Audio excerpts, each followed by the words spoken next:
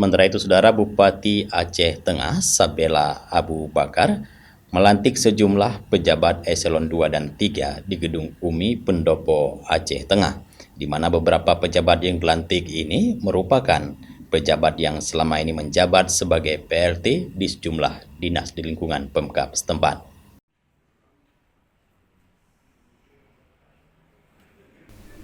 Bupati Aceh Tengah Dr. Handes Sabela Abu Bakar melantik sebanyak 13 penjabat eselon 2 dan 10 eselon 3 di Gedung UMI Pendopo Bupati Aceh Tengah.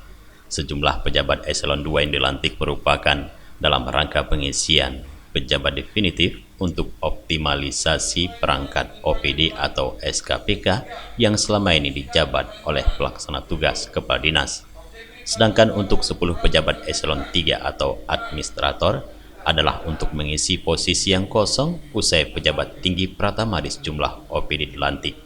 Pejabat tinggi pratama yang dilantik Salman Nuri sebagai staf ahli Bupati bidang pemerintahan, Sukirman sebagai asisten administrasi umum, Andalika sebagai pelaksana kepala BPBD, Mauliza Uswa sebagai kepala dinas Perkim, Mawardi Munte sebagai Kepala Dinas Koperasi dan UMKM, Zulfan Diara, Kepala Dinas Pemuda dan Olahraga, Sabrin sebagai Kadis Perkebunan, Erwin Pratama sebagai Kadis Pertanahan, Azhari sebagai Kadis Dayah, Aryansah sebagai Kasat Pol PP dan WH, Gus Narwin sebagai Dirut RSUD Datu Beru, Yunarsri sebagai Kadis Kesehatan, dan Jeffrydin sebagai Kadis Perpustakaan dan Arsip. Dari Aceh Tengah, Tim Liputan Aceh TV melaporkan.